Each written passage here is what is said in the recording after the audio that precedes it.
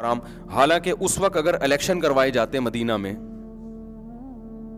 تو جب شراب حرام ہوئی ہے میجورٹی شراب کی عادی تھی, میجورٹی شراب کی عادی تھی. لیکن ایک قانون نازل ہوا آسمان سے, انما الخمر والمیسر والانصاب والازلام رجس. اے ایمان والو, جوا شراب یہ سب کیا ہے؟ ناپاک, پلید, چھوڑ دو اس کو. اسلام نے ہمیں غلام بنایا اللہ کا, ہم نے اللہ کے کہنے پر, ہمارے صحابہ نے چھوڑ دیا, یہ سب کچھ ترک کر دیا. تو ایک بات خوب اچھی طرح سمجھ لو بھائی, گھروں کے اندر بھی جیسے ریاست میں جب تک اسلام نہیں ہوگا نا پبلک کا فائدہ نہیں ہوگا. اللہ میاں نے سود کو حرام کر دیا, پبلک سے نہیں پوچھا, جو اس وقت بڑے بڑے سود خور سے ان سے نہیں پوچھا, حالانکہ ان کے مفاد پہ زد پڑ رہی تھی. وَذَرُوا مَا بَقِيَ مِنَ الرِّبَا, جتنا سود اب باقی ہے چھوڑ دو اس کو. جو سود لیا کرتے تھے ان کو حکم دیا جو باقی ہے چھوڑ دو, بس اب تک جو ہونا تھا ہو گیا, آئندہ لینے کی اجازت نہیں, اپنا اصل رقم لے لو, اس سے زیادہ نہیں. ان کے مفاد پہ زد پڑی نا, فالو کیا بھائی, خدا کا حکم ہے, قانون بن گیا. وجہ کیا ہے کہ سود خور بیٹھے بیٹھے نوٹ چھاپ رہے. اب یہ تو سودی بینکوں میں کیا ہو رہا ہے, ان کا اپنا کوئی بزنس ہے؟ کتنا دیکھو یہودی شاطر دماغ نے کیسا مزے سے پیسہ کمایا. ایک دکان کھول کے بیٹھ گیا, دکان کھول کے بیٹھ گیا کہ آپ مجھے 1 کروڑ روپے قرضہ دو, اس پہ میں آپ کو 2 لاکھ روپے دوں گا. آپ نے لا کے اس کو قرضہ دیا, آپ نے اس کو بولا کہ تو مجھ سے 1 کروڑ روپے قرضہ لے, 4 لاکھ روپے لوں گا میں تجھ سے, ہے بھائی. اس کو 1 کروڑ پکڑایا, اس اور ضمانتیں بھی رکھ لی کہ واپس کرے, ورنہ واپس نہ کرے تو اس کی فائلیں میرے پاس ہیں.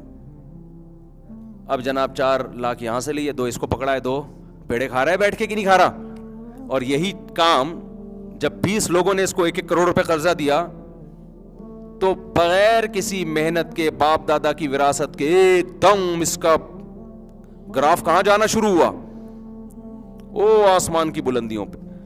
اور یہ جو 1 کروڑ روپے میں نے بینک کو دیے تھے کہ بینک نے کہا تجھے 2 لاکھ دوں گا, میں بڑا خوش ہو رہا ہوں کہ فری پھوکٹ میں بغیر کسی رسک کے 1 کروڑ پہ مجھے 2 لاکھ روپے مل رہا ہے.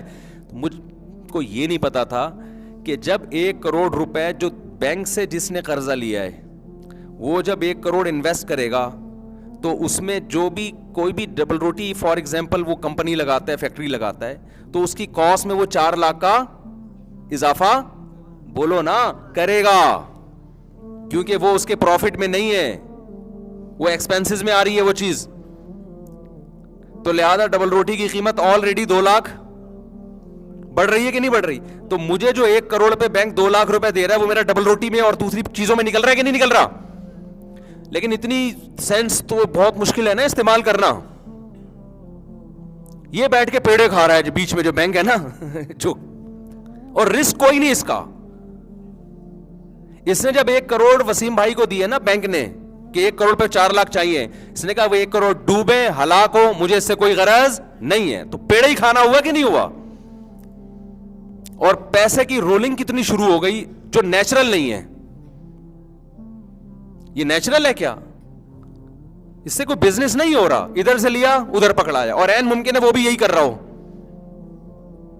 اس کو پتا ہے میں نے 4 لاکھ دینے, آگے وہ 5 لاکھ پہ دے رہا ہو کسی کو. ایسے بلا وجہ پیسہ گھوم رہا ہے. آج گورے بھی اس بات کو مانتے ہیں کہ سودی نظام کی وجہ سے جو دولت کی تقسیم ہے نا وہ اس ڈس بیلنس ہے, وہ اس میں کوئی اعتدال نہیں ہے. اللہ میاں نے حرام کر دیا سود کو اس وقت. مشرکین نے اشکالات کی, ایکچولی یہ تو یوں ہے, اللہ نے کہا کہ احل اللہ البیع وحرم الربا, دیٹس آل. اللہ نے سود کو حرام کر دیا, خرید و فروخت کو حلال کر دیا, بس ختم. ہم خدا ہے, ہم سے پوچھنے کی اجازت نہیں ہے آپ کو. اب آگے سوچنے سمجھنے کا آپ کے پاس راستہ بند, جڑ سے ختم کر دیا اس چیز کو جو آپ کی معیشت میں بے اعتدالی کا ذریعہ بنتی. اور آپ کو ایک عجیب بات میں بتاؤں, بات تو 4 شادیوں پہ آ رہی ہے لیکن یہ کسی اور عنوان سے آ رہی ہے. معیشت میں سب سے زیادہ اعتدال اس وقت پیدا ہوتا ہے جب سوسائٹی میں 1 سے زیادہ شادیوں کا رواج ہو.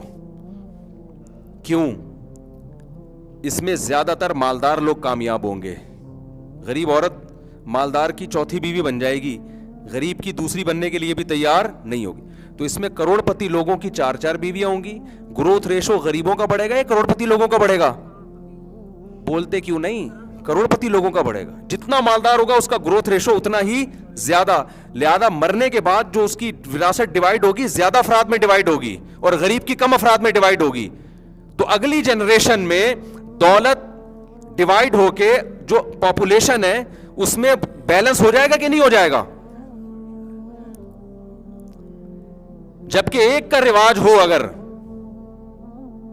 تو کروڑپتی آدمی کی دولت اور غریب آدمی کی دولت سیم ڈیوائڈ ہوتی ہے.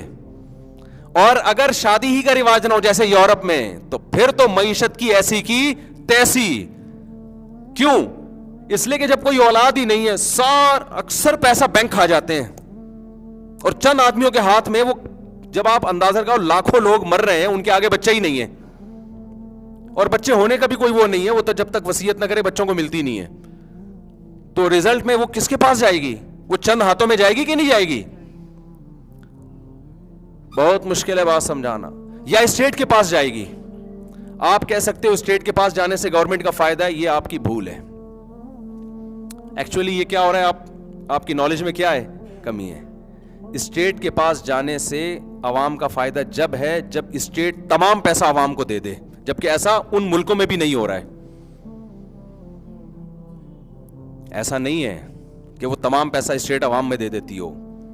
یورپ کے بعض کنٹریز ایسے ہیں اتنی دولت تیل اور گیس کے ذخائر, وہ ساری دولت وہ ریزرو میں ہے ان کے, وہ عوام پہ خرچ نہیں ہو رہی. اور عوام کو پہ خرچ کرنے کے لیے بھی بہت کچھ ہے اور اس کے باوجود آدھی تنخواہیں وہ ٹیکس میں لے رہے ہیں عوام سے. یہ ظلم ہے یا نہیں ہے بتاؤ؟ او بھائی تم نے کیا کیا عوام کے لیے یار, اگر تم ان کی آدھی تنخواہ ٹیکس میں لے رہے ہو. عوام خوش ہے کہ ٹیکس لے کے ہمیں سہولتیں دے رہی ہے, یہ سہولت بغیر ٹیکس لیے بھی دے سکتی ہے. نہیں یار سمجھ میں تو رہنا, تو جیسے چل رہے نا وہی ٹھیک ہے. وہ چمونی آپا اور وہ کیا نام ہے وہ عمران خان اور نواز شریف اور وہی ٹھیک ہے, تم ہم سب کے لیے وہی ٹاپک اچھے ہیں میرا خیال ہے. دیکھو کافر کا نا اوپر سے چہرہ بہت اچھا نظر آتا ہے, جب گہرائی میں گھسو گے نا تو پتہ چلے گا ان تلوں میں تیل نہیں ہے.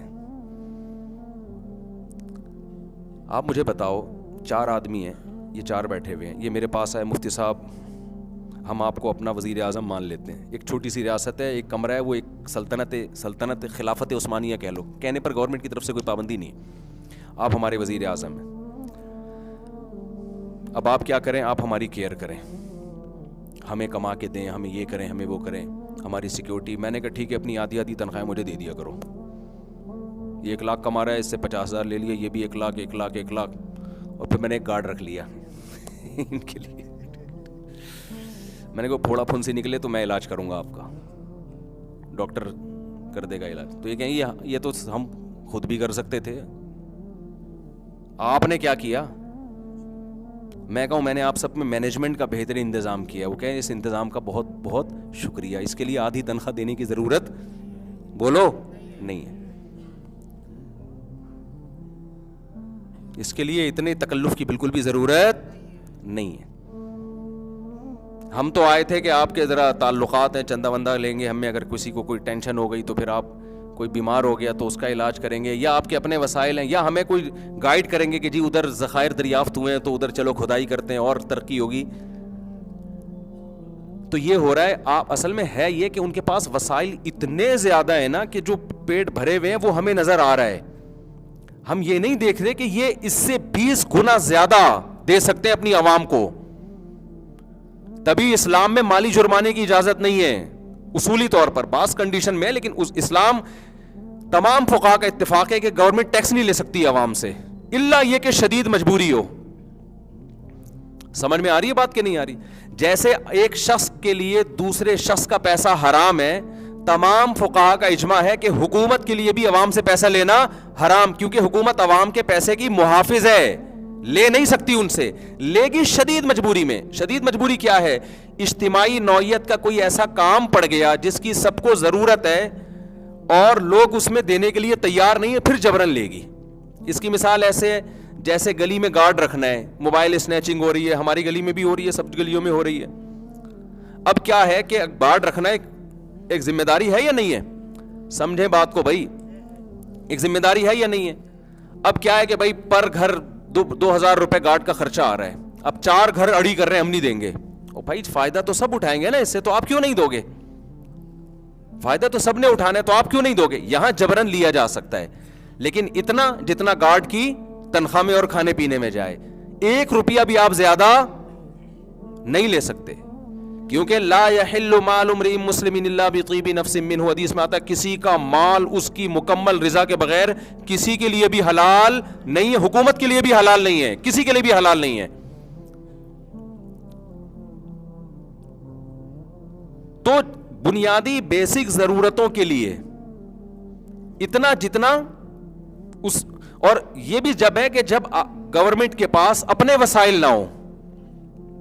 اگر گورنمنٹ کسی کنٹری سے تیل نکال رہی ہے, گیس نکال رہی ہے, اور اس سے یہ بنیادی خرچے پورے کر سکتی ہے, تو یہ جو تیل اور گیس کے ذخائر ہیں یہ گورنمنٹ کے نہیں ہے, کس کے ہیں؟ یہ پبلک کے ہیں, تو وہ لے کے بھی سارے ان پہ خرچ کرنے پڑیں گے آپ. لیکن ایسے کنٹری ہیں وہ ریزرو 100 سال بعد کے لیے رکھے ہوئے ہیں, وہ 100 سال بعد کے لیے رکھے ہوئے ہیں, اور رکھتے چلے جا رہے ہیں. اصل میں ہم چونکہ غریب ہیں نا بہت, تو ہم ان کے دولت کو دیکھ کے سمجھتے ہیں کہ یار یہ بہت اسٹیبل کنٹری ہے. ہم یہ نہیں دیکھتے کہ اگر یہ لوگ اپنی عوام سے ٹیکس نہ لیں تو بھی یہ لگژری لائف اسٹائل یہ لوگ اپنی قوم کو دے سکتے ہیں, لیکن آدھی تنخواہیں کاٹ رہے ہیں. تو ہمارا چور اچکا جو 10 روپے ہم سے چھینے گا, یا ہمارے ہاں کوئی بیٹھا ہو نا, جیسے وہ رسی لگا کے بیٹھے ہوئے ہوتے تھے پرانے زمانے میں, جو وڈیرے ہوتے تھے نا, کہ جو گاڑی گزرے گی غنڈہ ٹیکس, تو وہ غنڈہ ٹیکس لے گا تو وہ تو حرام ہے, لیکن اسی غنڈہ ٹیکس کو آپ نے لیگل کر کے ایکچولی ایک شریف انسان کی علامت ہے, ٹائم پہ ٹیکس ادا کرتا ہے, اور اس کو بڑے بلیک منی اور وائٹ منی کی اصطلاحات دے کر وہی ٹیکس کو آپ نے کیا کر دیا, ایک اچھے شہری ہونے کی علامت قرار دے دیا آپ نے. نہیں آ رہی سمجھ میں؟ تو جیسے چل رہے ہو ایسے چلو. اس کا یہ مطلب نہیں کہ ٹیکس دینا بند کر دیں آپ, یہ ہرگز مطلب نہیں ہے. جب ایک اجتماعی نظم چل رہا ہوتا ہے نا, تو پھر سب کو اسی نظم میں چلنا پڑتا ہے. یہ 2-4 آدمیوں سے کچھ نہیں ہوتا. یہ تو جب تک سسٹم تبدیل نہیں ہوگا اس وقت تک کوئی آدمی اگر ٹیکس بچائے گا تو اس کو کوئی بھی لیگل نہیں کہتا, علماء بھی اس کی اجازت نہیں دیتے. اور پاکستان میں تو یہ سہولت ہے, ٹیکس بہت کم ہے. سمجھ میں آ رہی ہے بات کہ نہیں آ رہی؟ یہاں بہت کم ٹیکس ہے, اگرچہ وہ بھی صحیح جگہ استعمال نہیں ہو رہا, لیکن شکر ادا کرو اتنا دینا نہیں پڑ رہا. اگر ٹیکس یہ لوگ وہ والا لیتے نا جو وہ لوگ لے رہے ہیں, اور پھر صحیح استعمال نہ کر رہے ہوتے, تو ہم ویسے ہی قحط سے مر جاتے. اور میں ویسے آپ کی جنرل نالج کے لیے بتاؤں کہ گورنمنٹ اگر صرف مینجمنٹ کو صحیح کر لینا تو 1 روپیہ بھی ٹیکس لینے کی اس کو ضرورت نہیں ہے, 1 روپیہ بھی ضرورت. کیونکہ اللہ کا قانون یہ ہے کہ جو کچھ انسان کما رہا ہے وہ سارا کا سارا اسی کا ہے. یہ تو سوشلزم اور یہ جو روس کا جو انقلاب آیا تھا نا, انہوں نے یہ تحریک چلائی تھی کہ سب لوگ سب چیز میں مشترک ہیں, تو پوری تو تحریک تو کامیاب نہیں ہوئی, لیکن بہت سارا حصہ بہت سے کنٹریز نے اس سے لے لیا. جبکہ اسلام اس کا قائل ہے کہ جو شخص جو کچھ کما رہا ہے 100% وہ اس کا مالک ہے. سمجھتے ہو کہ نہیں سمجھتے ہو؟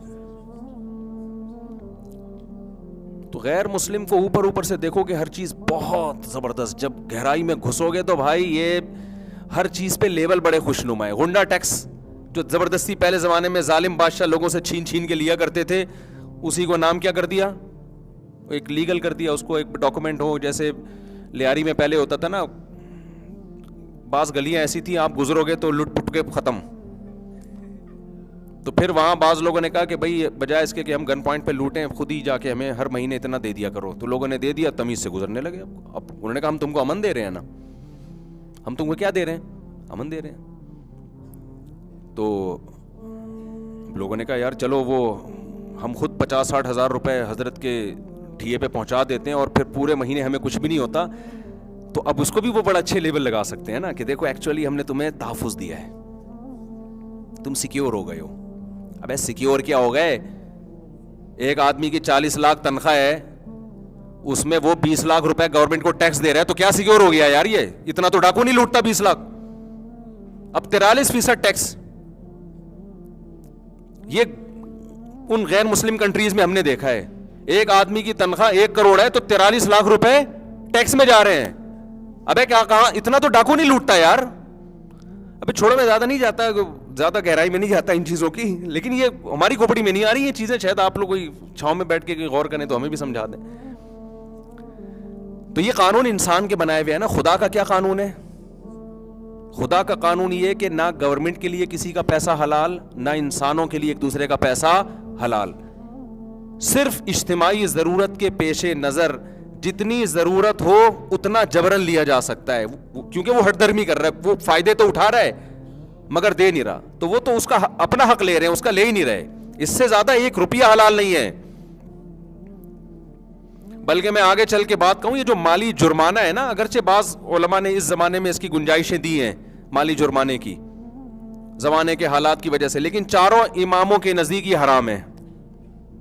یعنی گورنمنٹ پنشمنٹ تو کر سکتی ہے, پیسے نہیں لے سکتی کسی سے, اور دلیل یہی حدیث ہے کہ کسی مسلمان کا مال اس کی طیب خاطر کے بغیر کسی کے لیے بھی حلال نہیں ہے. اس میں صرف ابن تیمیہ رحمہ اللہ نے اعتراض کیا تھا, ان کے کچھ تفردات ہیں نا وہ جمہور سے ہٹ کے, لیکن انہوں نے جو احادیث میں دلیلیں دی ہیں وہ تعزیر فی المال کی دی ہیں, تعزیر بالمال کی نہیں دی ہیں.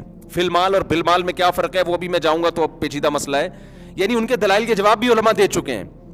ورنہ چاروں فقہا کے جو نزدیک جو فتویٰ ہے نا جس قول پہ, وہ یہ ہے کہ سزا کے طور پہ بھی مالی جرمانہ نہیں لیا جا سکتا, صرف دیت میں جو منصوص چیزیں ہیں کہ قصاص اگر معاف کر دے تو یعنی مقتول کے وارث جو ہے نا قاتل سے قصاص لے سکتے ہیں, یا یہ جو ہاتھوں کی دیت ہے, یعنی دیت کی حد تک تو ٹھیک ہے ایک صلح کے طور پر. بھائی دیت میں یہ ہوتا ہے نا کہ کسی کی آنکھ پھوڑ دی تو اسلام میں یہ کہ آنکھ کا بدلہ کیا ہے آنکھ, اور اگر آنکھ والا آنکھ کی دیت دینا چاہے تو وہ بھی کر سکتا ہے. کسی کو قتل کر دیا تو قاتل کی سزا کیا ہے؟ قصاص ہے. اگر معاف کر دیں گے تو وہ دیت لے سکتے ہیں. تو دیت کے احکام کی حد تک ٹھیک ہے, اس کے علاوہ نہیں ہے اسلام. آپ بعض ملکوں کو دیکھ لیں, وہ ان کی سورس آف انکم ہی جرمانے ہیں, اور ایسے بھاری بھاری جرم. ایک سگنل توڑ دیا اتنے درہم اتنے ڈالر. یار اس سگنل توڑا ہے تو اتنا زیادہ اس سے جرمانہ. کووڈ کی ویکسین نہیں لگائی, بھاری بھرکم جرمانہ. کیسے استحصال ہوا ہے غریبوں کا. میں نہیں کہہ رہا کہ ویکسین نہ لگا کے کوئی اچھا کام کیا, میں اس کو پروموٹ نہیں کر رہا. جو ایک اجتماعی نظم چل رہا ہے تو لگوانی چاہیے یار. اس کو کوڑے مار دو. آپ کہتے ہیں کوڑے ہر ایک کو کون پکڑ کے مارے گا, تو یہ آپ کی ہیڈک ہے,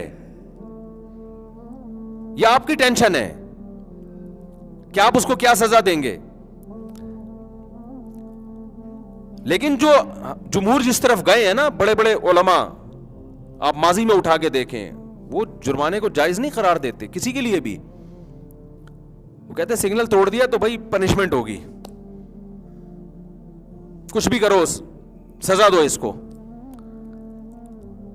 لیکن بعض علماء کی اس زمانے میں رائے ہے, وہ بھی اہل علماء ہیں, کہ بھائی اس زمانے میں سزا والا نہیں چل سکتا, جرمانہ ہی کرنا پڑے گا. اب میں اس زیادہ بحث میں نہیں جاتا, لیکن میں نے آپ کو جو اسلام کا اصل مزاج ہے وہ آپ کو بتایا ہے. وہ گنجائش والا قول ہو سکتا ہے اس زمانے میں واقعی نہیں ہو سکتا, وہ گنجائش والا قول لے لیا, لیکن جو اصل جو اسلامی سلطنتیں جس پہ چلی ہیں, خلافت عثمانیہ میں 1 روپے بھی ٹیکس نہیں تھا, مالی جرمانہ 1 روپیہ بھی نہیں تھا, پنشمنٹ کا نظام تھا. آج حکومتیں لوگوں سے ایک سگنل توڑ دیا اتنے ڈالر, فلانا کر دیا اتنے ڈالر, یہ کر دیا اتنے ڈالر, ہر چیز پہ پیسہ لے کے یعنی تو تحفظ کہاں سے ہو گیا بھائی. تو اسلام نے معاہدوں کی پابندی کا حکم دیا ہے نا, تو جب ان کو وہاں نیشنلٹی ملی ہے تو اس ایگریمنٹ میں یہ چیز بھی داخل تھی کہ آپ نے اتنا ٹیکس پے کرنا ہے. یہ تو میں ایک اصول بتا رہا ہوں کہ اسلام کا اصل اصول کیا ہے, لیکن جب آپ نے ایک چیز کا ایگریمنٹ کر لیا تو پھر آپ اس ایگریمنٹ کے پابند ہیں. اور دوسرا یہ کہ بہت سے فائدے بہرحال آپ اٹھا بھی رہے ہیں, تو اگر آپ ٹیکس نہیں دیں گے تو وہ فائدے آپ کے لیے کیسے حلال